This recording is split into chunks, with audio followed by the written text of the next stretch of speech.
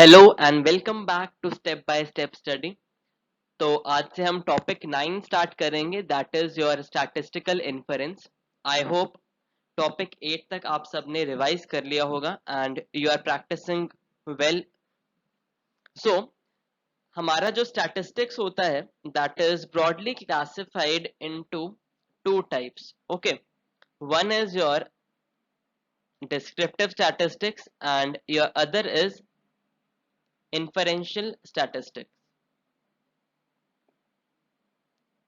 So first is your descriptive and another is your inferential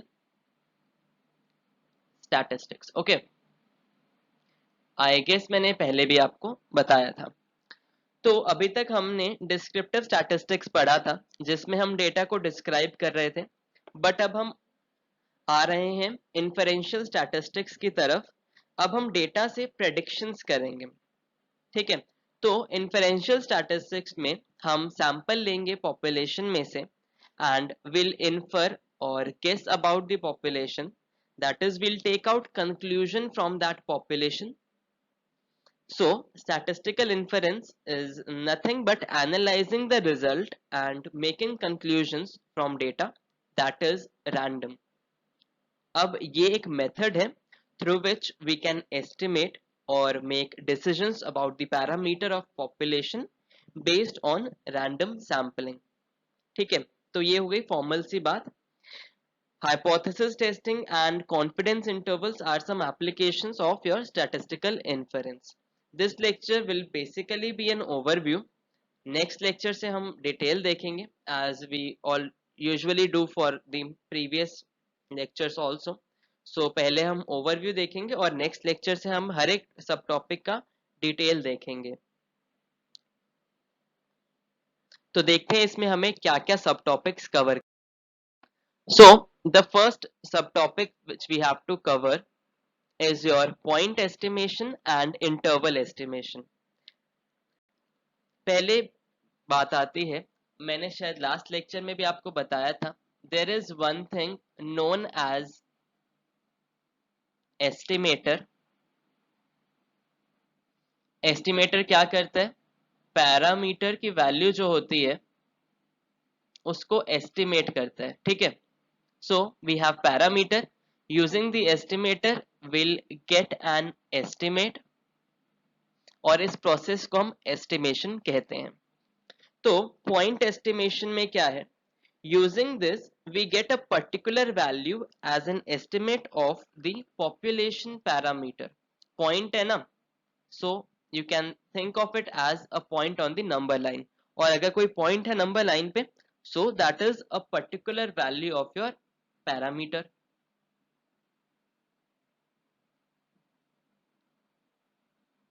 point और particular value कैसे याद रख सकते हैं? P for point, P for particular. Point estimation से हमें मिलेगा point estimate of the parameter. So अगर कोई पैरामीटर है और हम उसको थीटा लिखते हैं, अगर हम उसको थीटा से डिनोट करते हैं, देन जो हमारे पास पॉइंट एस्टिमेट आएगा we denote it by theta hat. ठीक है, this is how you denote it. And वो थीटा हैट क्या होगा? This is a sensible value for your theta. तो पैरामीटर क्या है उसे थीटा डिनोट करेंगे और पैरामीटर के एस्टिमेट को हम थीटा हैट से डिनोट करेंगे। तो अब हम पैरामीटर के स्टैटिस्टिक लेंगे पहले, तो उसे एस्टिमेट करेंगे सैंपल से और रिजल्ट जो होगा वो होगा हमारा पॉइंट एस्टिमेट, और जो हमने स्टैटिस्टिक यूज करा होगा वो होगा पॉइंट एस्टिमेटर। तो क्या क्या चीजें हैं इसमें? पहले हमारे पास पैरामीटर है। पैरामीटर हम फाइंड आउट तो कर नहीं सकते बिकॉज पॉपुलेशन वैल्यूज सारी नहीं होती, इसीलिए हम स्टैटिस्टिक्स देते हैं। अब वो स्टैटिस्टिक लेंगे जब हम, तो हम उसे एस्टिमेट करेंगे यूजिंग आवर सैंपल वैल्यूज, और जो रिजल्ट आएगा वो होगा पॉइंट एस्टिमेट। ठीक है, और जो हमने स्टैटिस्टिक ली हम उसे पॉइंट एस्टिमेटर कहेंगे। अब फिर नेक्स्ट बात आती है इंटरवल एस्टिमेशन की। अब जो आपका पॉइंट एस्टिमेटर था उससे हमारे पास एक पॉइंट एस्टिमेट आया जो कि एक सिंगल नंबर है। तो सिंगल नंबर तो कोई इंफॉर्मेशन प्रोवाइड नहीं कर पाता कि कितना प्रिसाइज रहा था आपका ये काम करना, या फिर how much is the reliability of your estimation. For example, अगर हमारे पास सैंपल मीन निकालना हो एंड वो आया 20, then we don't know if the population mean is exactly 20 या उसके आसपास या उसके कितना क्लोज है एक्चुअल मीन। इसीलिए अब हमारे पास हमें यूज करना होगा इंटरवल एस्टिमेशन मेथड। तो अब दूसरा ऑप्शन हमारे पास जो है इंटरवल एस्टिमेशन का, इससे हमें एक रेंज ऑफ वैल्यूज मिलेंगी, that is an entire interval of possible values. For example, अगर हमारे पास नंबर लाइन है यहां से यहां तक और हमारे पास एक्स बार की वैल्यू है, तो अब हम एक्स बार एक पॉइंट डिनोट नहीं करेंगे, अब हम बोलेंगे कि एक्स बार हमारा 10 to 20 के बीच में लाई कर रहा है, not that x bar is 15। ठीक है, एक इंटरवल है जिसके बीच में हमने एस्टिमेट निकाला है, and this is known as your interval estimate और कॉन्फिडेंस इंटरवल.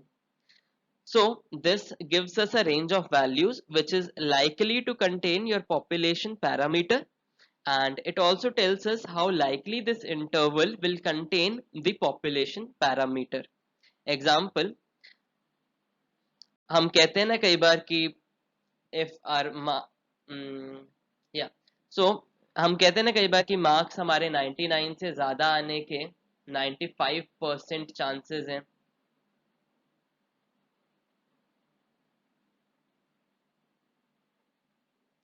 एंड वी से कि 90 से ज्यादा आने के तो 99% चांसेस हैं। तो ये कुछ नहीं है, this is basically your interval. 99 से ज्यादा मतलब 99 टू 100 आने के चांसेस 95% है, और 90 टू 100 में आने के 99% चांसेस हैं। तो कॉन्फिडेंस इंटरवल के लिए हमें पहले एक कॉन्फिडेंस लेवल डिसाइड करना होगा, उसके बाद हम कॉन्फिडेंस इंटरवल या फिर इंटरवल एस्टिमेशन यूज कर पाएंगे। ये बात हो गई कि आप पॉइंट एस्टिमेशन लेंगे या इंटरवल एस्टिमेशन लेंगे। अब जो एस्टिमेटर आप यूज कर रहे हैं, जब मैं इतनी देर से बोल रहा हूँ कि एस्टिमेटर होगा, उसकी प्रॉपर्टीज क्या होनी चाहिए गुड एस्टिमेटर की, कि हमें वो जो रिजल्ट दे वो भी अच्छा हो। So the first property must be unbiasedness. अब अनबायस्डनेस क्या होता है? When your expected value of the estimator equals the population parameter जो हम एस्टिमेट कर रहे हैं, that is expectation of theta hat is theta. हम इस सब को डिटेल में पढ़ेंगे, so this is just an overview, I am repeating it. फिर नेक्स्ट प्रॉपर्टी होती है आपकी एफिशिएंसी की, that your estimator must be efficient.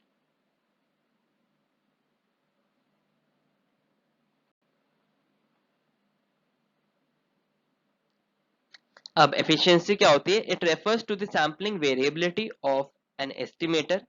अगर दो एस्टिमेटर हैं आपके पास से थीटा 1 एंड थीटा 2, एंड दोनों ही अनबायस्ड हैं, देन जिसकी वेरिएंस कम होगी वो एफिशिएंट कहलाएगा।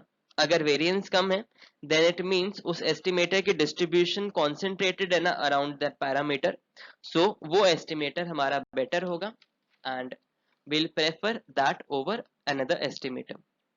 फिर थर्ड जो आपकी प्रॉपर्टी होनी चाहिए for a good estimator, that is sufficiency. अब सफिशिएंसी क्या होता है? एक एस्टिमेटर को हम सफिशिएंट जब कहेंगे अगर it conveys as much information as possible about your parameter. अगर एक सफिशिएंट एस्टिमेटर मिल जाए या हमें कोई सफिशिएंट एस्टिमेटर मिल गया है, देन कोई और एस्टिमेटर की हमें जरूरत भी नहीं पड़ेगी। और फोर्थ प्रॉपर्टी जो होती है आपकी, that is your consistency of estimator, and we call theta hat to be a consistent estimator of theta if as n tends to infinity your theta hat tends to theta. ठीक है, तो ये चार properties हो गई आपकी good estimator के लिए. First one is unbiasedness, second is efficiency, फिर सफिशिएंसी और फिर लास्ट में कंसिस्टेंसी. अगर ये चारों प्रॉपर्टीज आपका एस्टिमेटर सेटिस्फाई कर रहा है then it is known to be a good estimator. फिर आते हैं मेथड्स ऑफ एस्टिमेशन. अब हम बोल रहे हैं कि एस्टिमेट करना है पर कैसे करना है. तो in your syllabus there are three methods of estimation which you have to learn.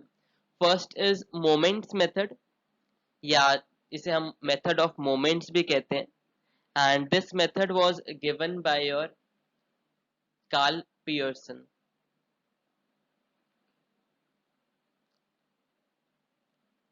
So this estimator simply equates the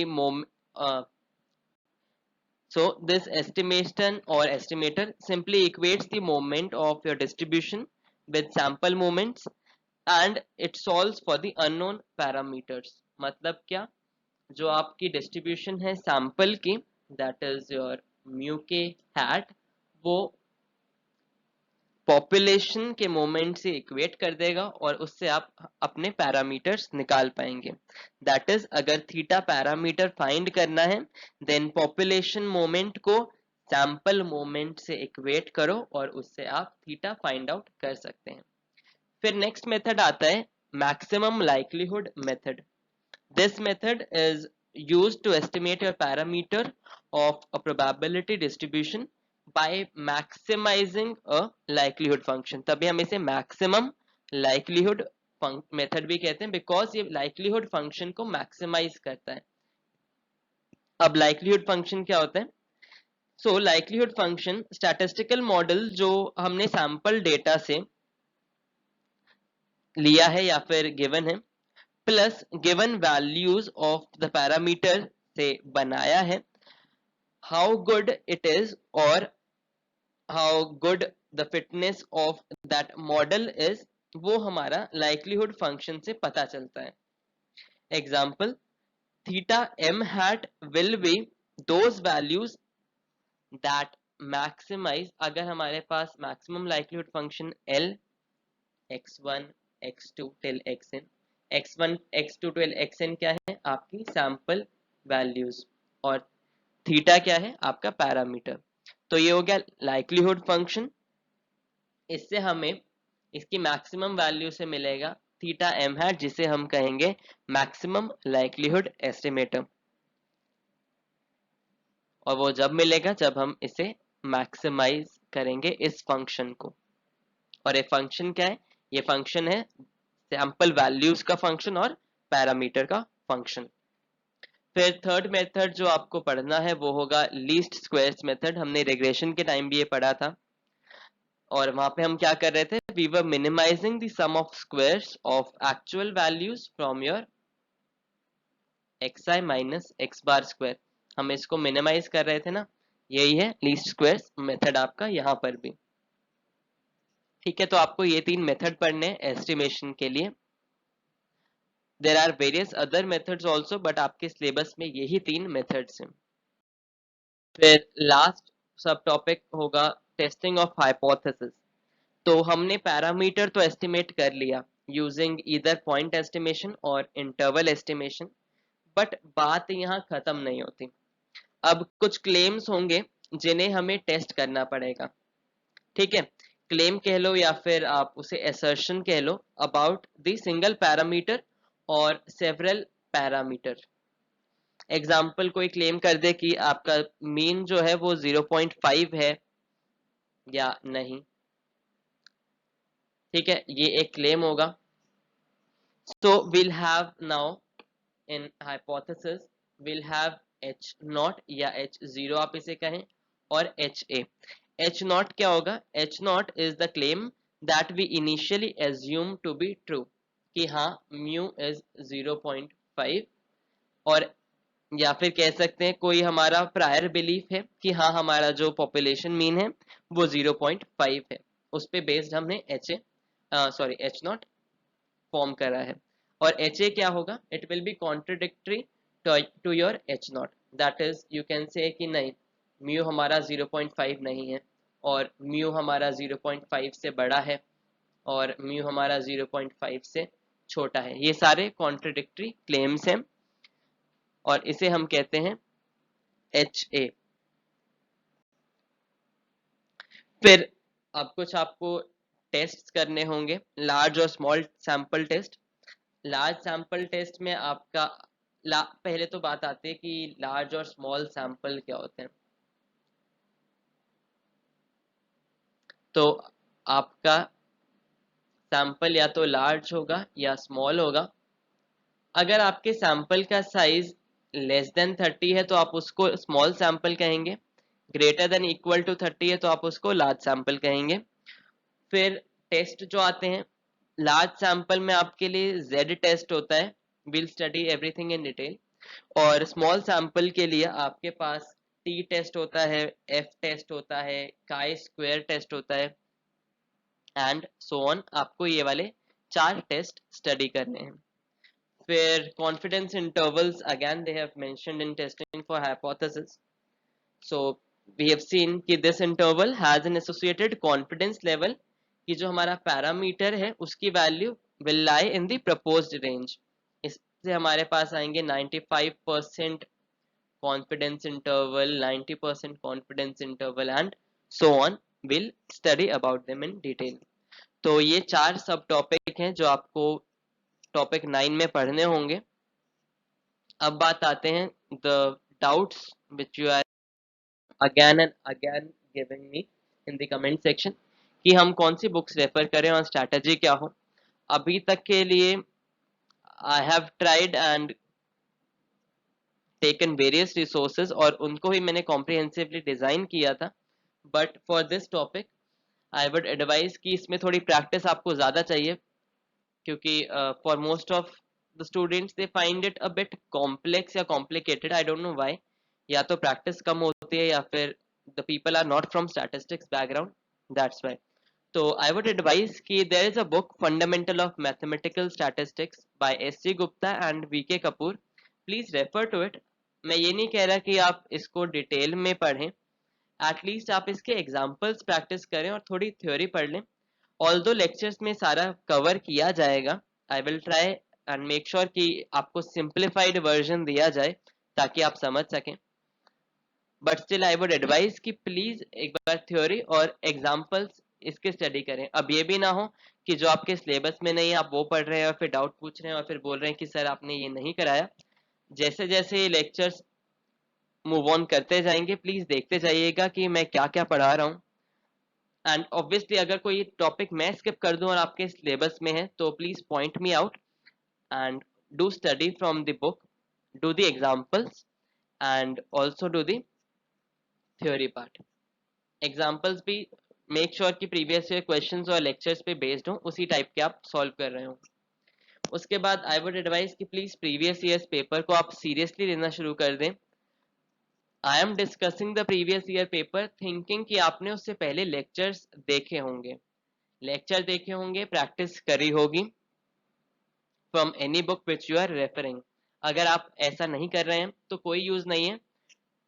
I will give the lecture, आप सुन लेंगे, आप तब भी प्रैक्टिस नहीं कर रहे हैं, so that won't benefit you. Statistics आपको पता है, ये तो है नहीं कि थ्योरी है आपने एक बार सुन लिया याद हो गया।